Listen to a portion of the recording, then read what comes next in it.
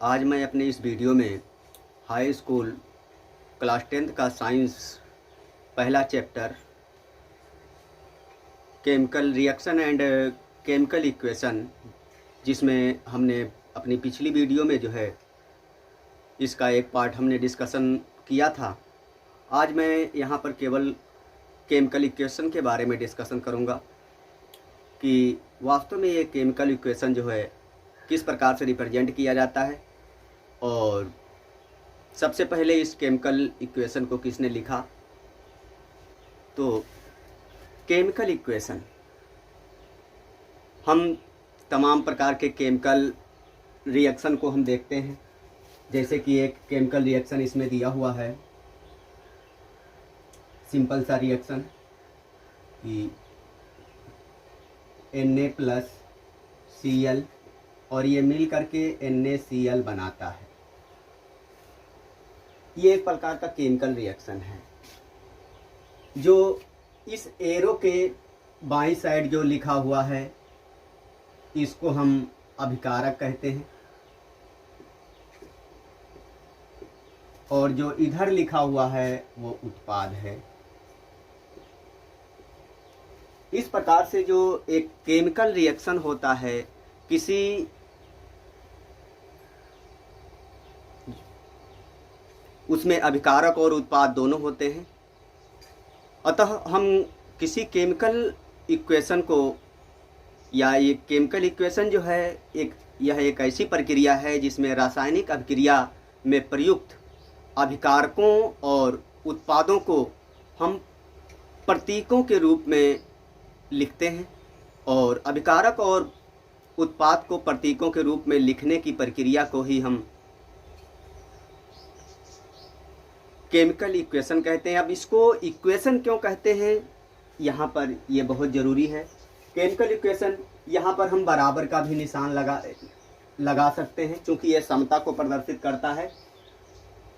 और आज जो है मॉडर्न केमिस्ट्री के अंतर्गत जो है बराबर का निशान न लगा करके यहाँ पर एरो का निशान लगाया जाता है, क्योंकि दोनों पक्षों में जो केमिकल रिएक्शन होता है वो मास कंजर्वेशन को फॉलो करता है।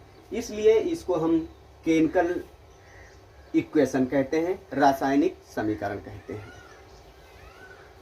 सर्वप्रथम जो है जो केमिकल इक्वेशन है वो जीन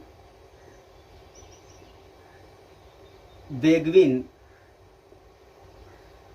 ने जो है 1615 ईस्वी में लिखने में सफलता प्राप्त की। उन्होंने रासायनिक अभिक्रिया को जो है प्रतीकों के माध्यम से प्रदर्शित किया। अब जो एक रासायनिक अभिक्रिया है उसको रासायनिक समीकरण के रूप में व्यक्त करने के लिए हमें यहाँ पर किन किन तथ्यों को जानना आवश्यक है, हम यहाँ पर उसको देखेंगे। नंबर 1 बात, अभिकारक।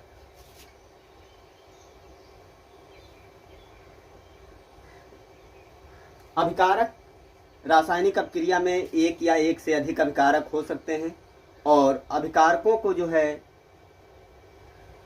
एरो के बाईं ओर लिखा जाता है। यदि एक से अधिक अभिकारक हैं तो उनको प्लस का चिन्ह लगा करके हम व्यक्त करते हैं। जैसे H2O2 और ये जल बनता है, तो यहाँ पर 2 अभिकारक हैं, हाइड्रोजन और ऑक्सीजन, इसलिए हाइड्रोजन और ऑक्सीजन को के बीच में जो है प्लस का चिन्ह लगा दिया गया है। उत्पाद, अब हम बात करते हैं। तो उत्पाद जो है रासायनिक अभिक्रिया में एक भी हो सकता है, एक भी बन सकता है, और एक से अधिक उत्पाद भी बन सकते हैं। तो उत्पाद, यहाँ उत्पाद को भी यदि एक से अधिक उत्पाद हैं तो उन सभी जो उत्पन्न हुए हैं उत्पाद, उनको प्लस का चिन्ह लगा करके हम जो एरो है उसके दाईं ओर लिखते हैं। जैसे हम एक और एग्जांपल ले रहे हैं, जैसे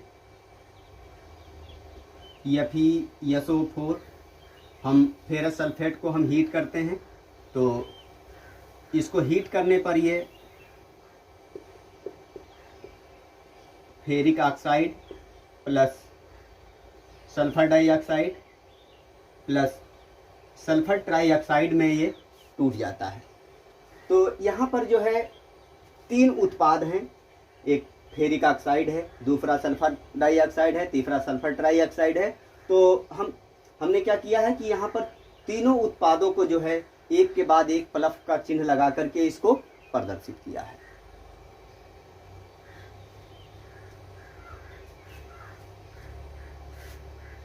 यहाँ ये दूसरा पॉइंट है। तीसरा पॉइंट, इसमें जो रासायनिक समीकरण है वो संतुलित होना चाहिए, क्योंकि जो रासायनिक अभिक्रिया है उस रासायनिक अभिक्रिया में जो द्रव्यमान संरक्षण का पालन होता है, अतः जो अभिकारक का जो द्रव्यमान है और उत्पाद का जो द्रव्यमान है दोनों पक्षों में हमेशा बराबर होना चाहिए, अर्थात रासायनिक समीकरण संतुलित होना चाहिए।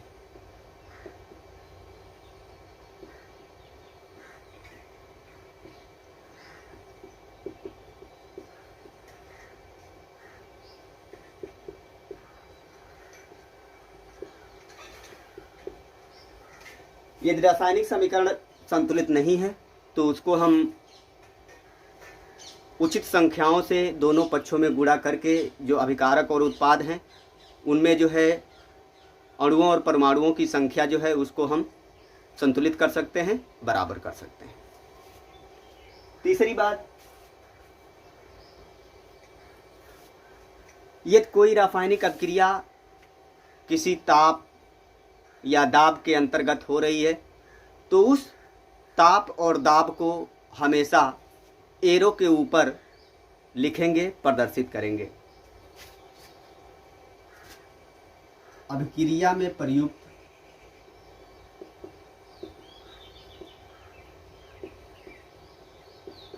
ताप और दाब को तीर के ऊपर लिखा जाता है।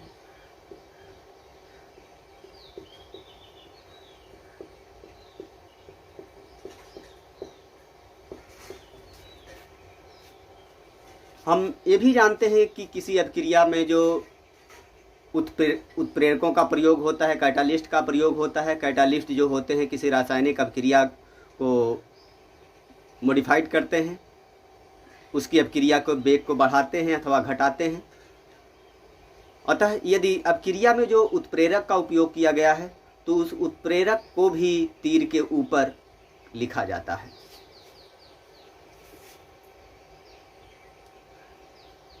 यहाँ 5वां पॉइंट, उत्प्रेरक को तीर के ऊपर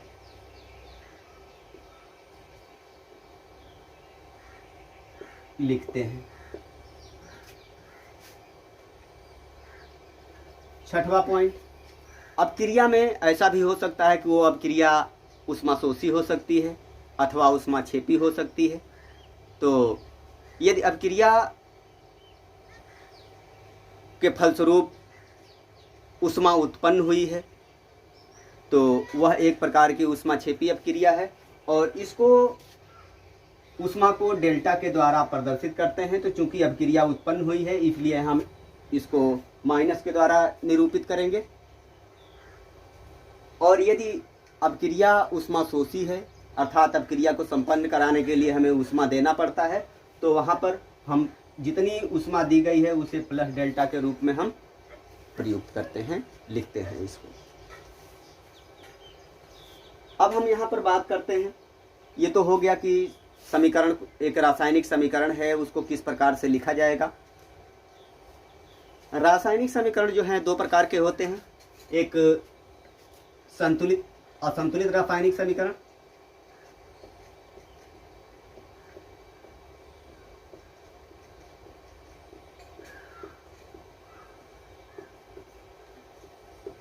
अनबैलेंस्ड केमिकल इक्वेशन हम अनबैलेंस केमिकल इक्वेशन तब कहते हैं कि जब किसी रासायनिक समीकरण में जो है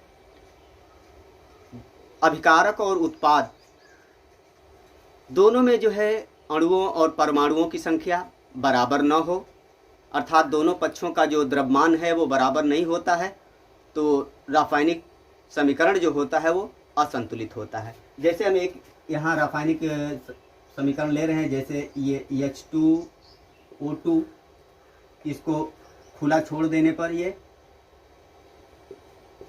H2O प्लस जल और ऑक्सीजन में अपघटित हो जाता है। हम यहाँ देख रहे हैं कि यहाँ पे 2 हाइड्रोजन है, यहाँ पे 2 हाइड्रोजन है, यहाँ पे 2 ऑक्सीजन है, लेकिन इस पक्ष में जो है 3 ऑक्सीजन है। अतः ये जो रासायनिक अपक्रिया है एक प्रकार के असंतुलित रासायनिक समीकरण को ये व्यक्त करता है। इसी प्रकार से हम यदि अगला एग्जाम्पल देखें, जैसे SO3 है, SO3 को यदि हम हीट करें तो ये SO2 और ऑक्सीजन में ये अपघटित हो जाता है। तो यहाँ पर देख रहे हैं सल्फर जो है 1 है, इसमें ऑक्सीजन इधर 3 है, जबकि इधर ऑक्सीजन 4 है। अतः यह एक प्रकार के असंतुलित रासायनिक समीकरण है। असंतुलित रासायनिक समीकरण में दोनों पक्षों में जो है, जो यौगिक में, अभिकारक में और उत्पाद में जो अवयव परमाणु होते हैं, जो तत्व होते हैं, उनके जो अणुओं या परमाणुओं की संख्या में जो है डिफरेंस होता है, और इसी डिफरेंस के कारण जो है ये रासायनिक समीकरण असंतुलित हो जाता है। अब हम बात करते हैं संतुलित रासायनिक समीकरण की।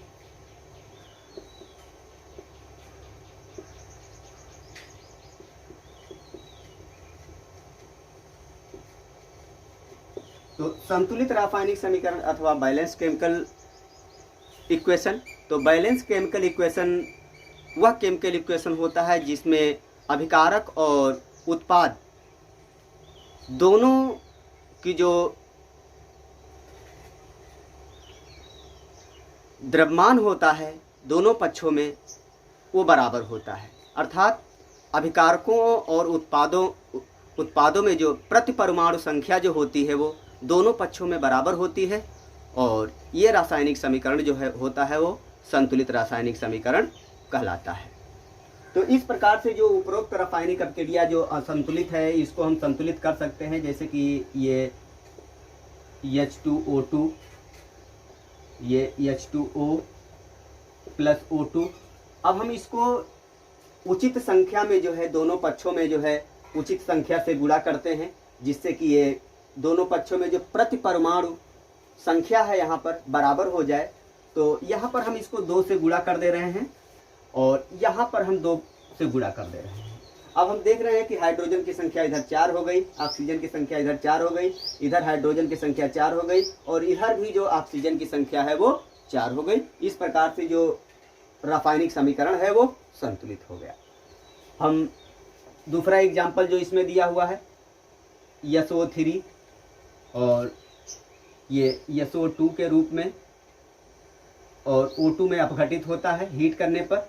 यह एक अनबैलेंस केमिकल इक्वेशन है और इसको हम बैलेंस करते हैं, हम इसको संतुलित रासायनिक समीकरण बनाते हैं। इसको हम 2 से यहाँ पे हम गुणा करते हैं, तो इधर जो है सल्फर 2 हो गया, जबकि इधर सल्फर 1 है, इधर भी हम 2 से गुणा कर दे रहे हैं। तो हम देख रहे हैं कि इधर सल्फर 2 हो गया और ऑक्सीजन की संख्या 4 हो गई, और इधर ऑक्सीजन 6 है, इधर भी 2 दूनी 4 ऑक्सीजन और ये 2 6 ऑक्सीजन हो गया।